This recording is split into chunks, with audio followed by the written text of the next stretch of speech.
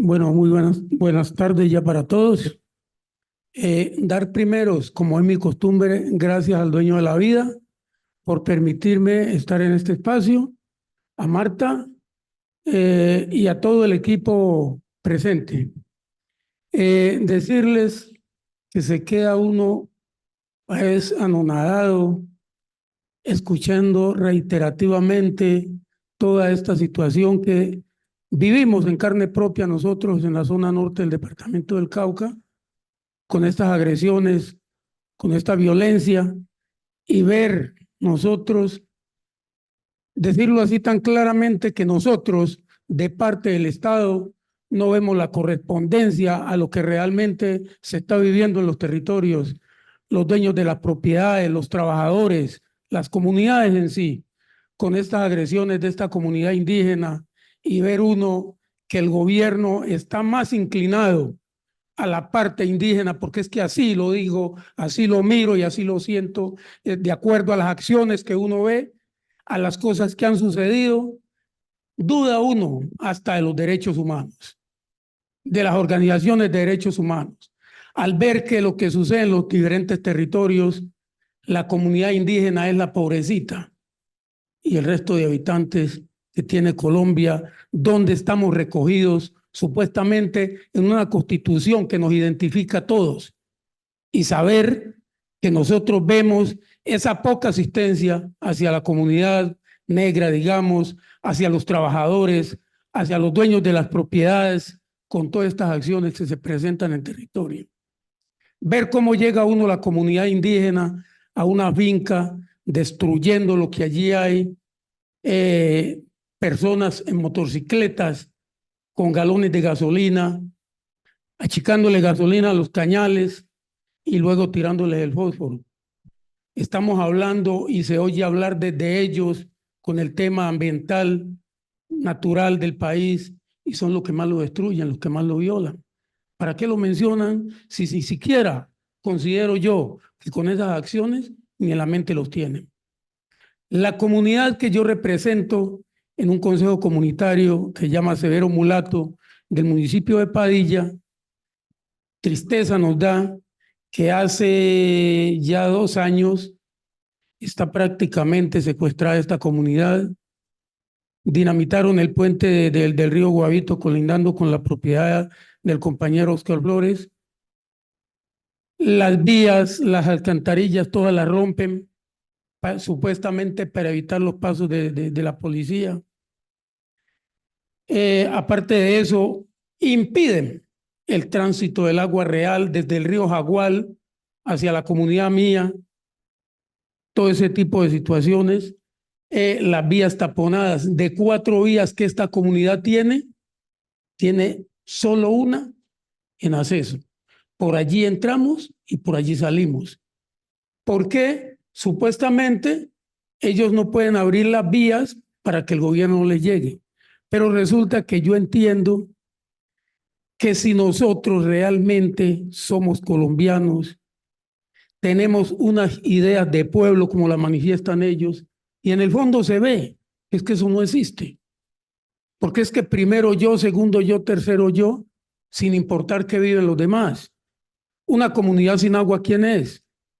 Una comunidad sin movilidad, ¿quién es? Por la única vía de acceso que tenemos, ya tenemos heridos, porque obviamente la delincuencia aprovecha esa vía para ir a esperar a los que entran o salgan por allí para atracarlos por una motocicleta, por el pago que reciben los trabajadores en las diferentes empresas donde trabajan. Es algo muy preocupante. Y lo manifiesto así porque es que yo, desde mi sentir, desde mirar las cosas como las tengo que mirar y como realmente son, yo no veo de parte del gobierno nacional ese apoyo, porque ve uno desde la presidencia la divagación de hablar y de decir, pero resulta que en el fondo no hay nada de lo que allí se manifiesta. Unos discursos que realmente no tienen fundamento, de acuerdo a lo que está viviendo el país, ya no solamente el departamento del Cauca, sino todo Colombia. Es algo muy preocupante. Realmente yo pues escuché muy tranquilamente la exposición de la doctora, el panel de los asistentes que estuvieron acá, hay un abismo grandísimo entre la realidad de lo que hay en Colombia y lo que realmente se está manifestando. No se ve de parte del gobierno ese auxilio, ese socorro, porque miro y lo manifiesto a título propio de ver cómo la fuerza pública está limitada. La fuerza pública es la delincuencia hoy en día. Miren lo que está pasando aquí en el macizo colombiano con la fuerza pública. Por el territorio donde nosotros, también eso por el lado de Corinto arriba, todo eso se ha visto. Entonces, no sé, Ministerio del Interior, no sé realmente qué está haciendo, si yo entiendo que en esa cabeza principal está toda esta situación. El ministro del Interior, Marta, y los aquí presentes que hemos estado en los diferentes espacios, nunca lo he visto yo haciendo presencia en una de las mesas de diálogo. ¿Por qué no va? Es algo que preocupa. Es algo que se ve aparente muy sencillo, o se puede decir que lo que aquí yo estoy manifestando como comunidad, como agricultor, porque soy agricultor también, que realmente el apoyo hacia el pueblo realmente constructor de país no está presente. Porque es que yo hasta donde yo alcanzo a analizar la comunidad indígena, yo puedo preguntar, ¿dónde está el desarrollo para un pueblo en la comunidad indígena con todas esas acciones que están haciendo, la comunidad negra, la comunidad mestiza y la comunidad trabajadora? Somos los que estamos impulsando el desarrollo del país, mientras que otras etnias llegan a acabar, a confinar, porque así me siento yo en mi comunidad, confinado con las acciones de esta gente. Ya tuve que recurrir a un derecho de petición al Ministerio del Interior. Se vencieron los términos y hasta hoy no me han llamado. Ya de aquí en adelante me toca arrancar con una acción de incumplimiento porque realmente no se está viendo reflejada el sufrimiento de un pueblo. Doctora, la invito a usted que con todo su conocimiento que nos ha dejado aquí presente, desde su rol, tome posesión de este tema y se le manifieste también al gobierno nacional las necesidades, los sufrimientos y todo lo que acá está padeciendo el pueblo nordecaucano y en sí el pueblo colombiano.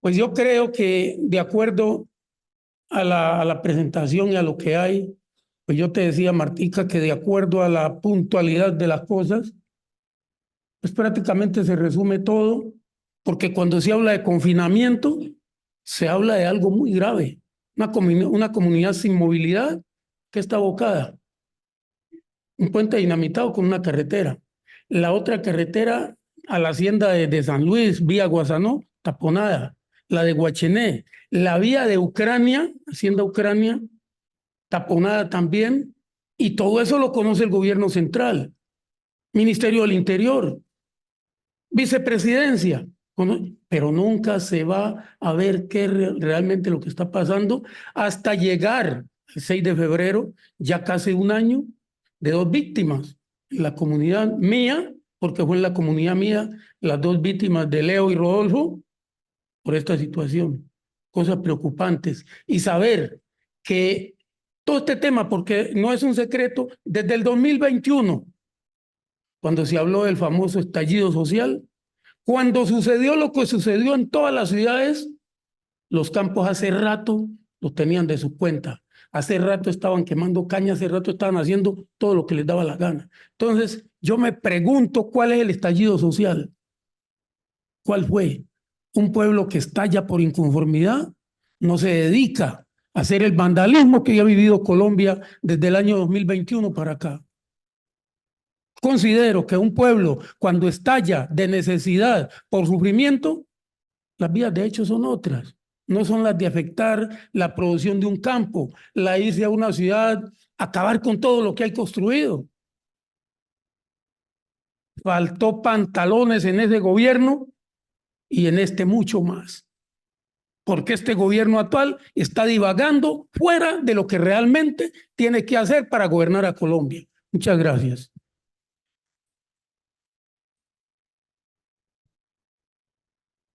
Muchas gracias, doctor Oscar Marino.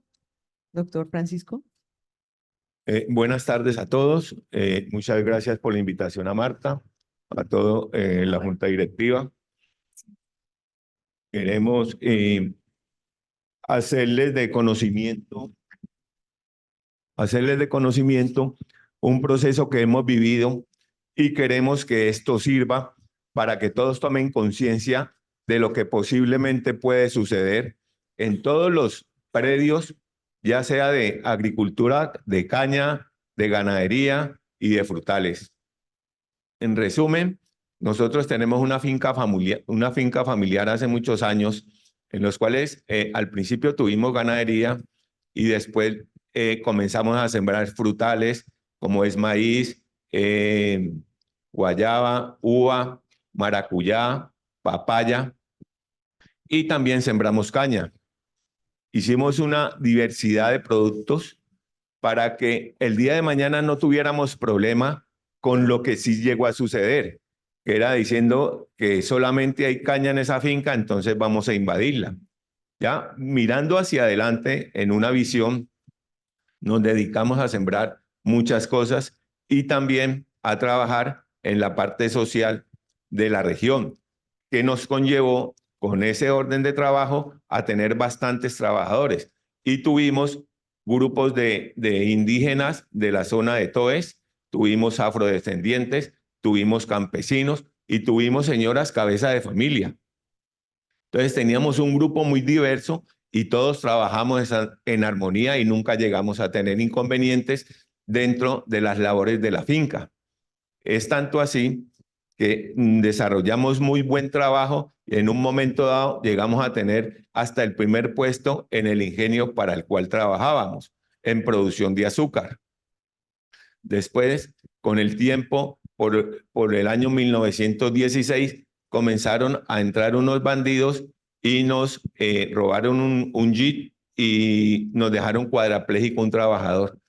De ahí en adelante comenzaron a quemar lotes de caña para comenzar a amedrentar a los trabajadores.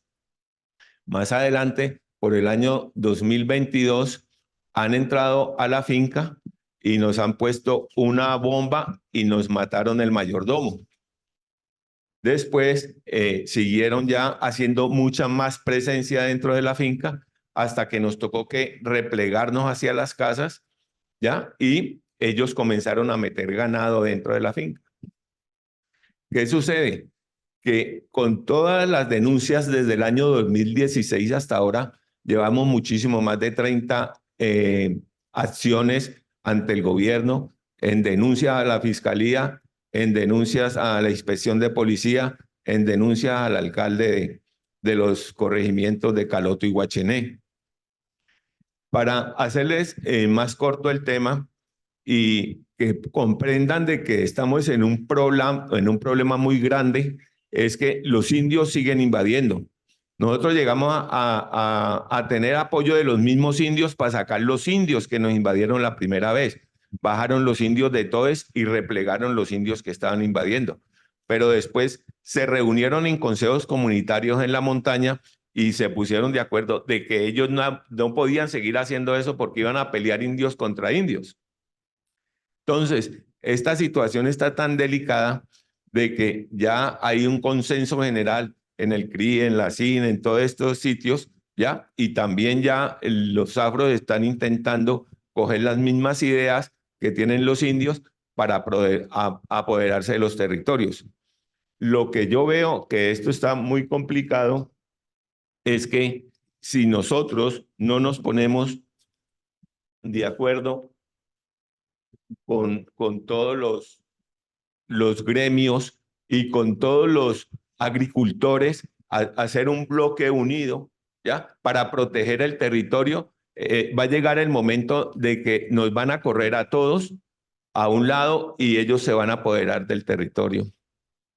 Hemos estado trabajando en mesas de diálogos con Marino y con Marta y no ha sido posible de que esto cambie, ¿ya? O sea, esas mesas de diálogos las manejan los mismos indígenas y los afros a su antojo, porque llegan unos representantes, toman unas decisiones y los van a consultar y cuando regresan ya vienen con otras ideas. Entonces se echa para atrás todo lo que se trabajó. Necesitamos que todos ustedes como agremiación, como agricultores y ganaderos que somos, defendamos el territorio. O sea, tiene que haber una unión generalizada para poder sacar este tema de los indígenas adelante. Tienen que haber leyes, tienen que haber comportamientos y tienen que haber unión. Tienen que llevar todos los que puedan, los trabajadores, a replegar estos temas. Estamos muy complicados con el tema de las invasiones. En este momento, ¿cómo estamos nosotros? Nosotros teníamos 40 y pico de trabajadores y en este momento tenemos 7 trabajadores defendiendo, por llamarlo de alguna manera, entre comillas, o teniendo presencia en la casa principal de la finca y en un cultivo de uva que tenemos. Entonces, estamos viendo de que no hay cómo defender en este momento la tierra, ¿ya? Hay que mirar cuáles son los procedimientos. Nosotros tenemos ofertada a la Agencia Nacional de Tierras la finca y tampoco ha sido posible. Desde el año 2022 tenemos el ofrecimiento y no ha sido posible que eso se concluya. ¿Por qué estamos en eso? Porque ya no podemos ir a la finca. Tenemos unas personas que están ahí trabajando para mantener la presencia, como decían los doctores, uno tiene que tener presencia en la finca para poder el día de mañana poder hacer algún tipo de negociación.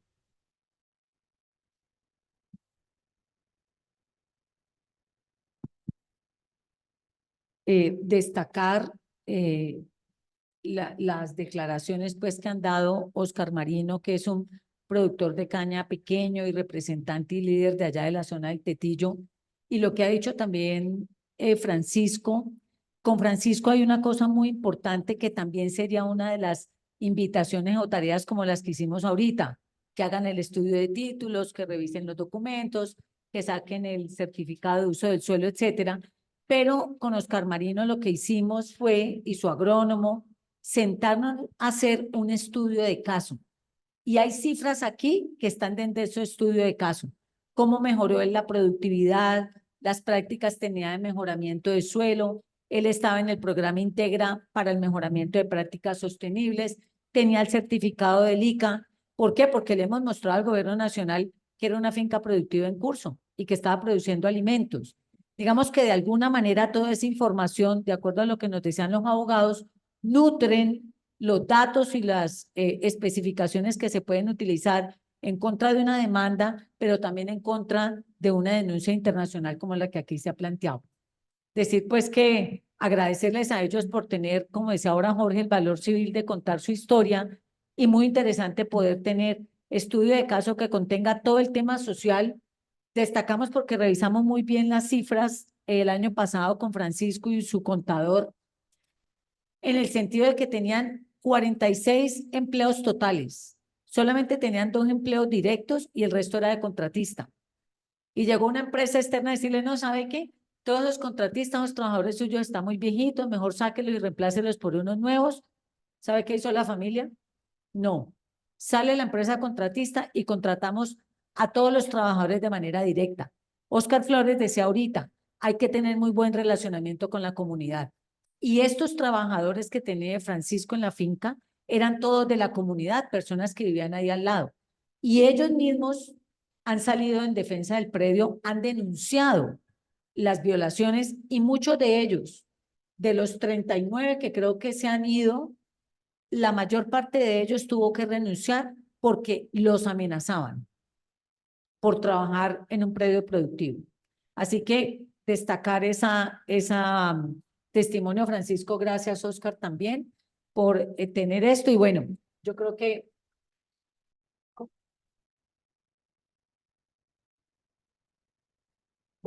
entonces, yo creo que damos por terminado. Esta era una ilustración de que hay que documentar los temas no solo desde el punto de vista jurídico, sino también desde el punto de vista productivo.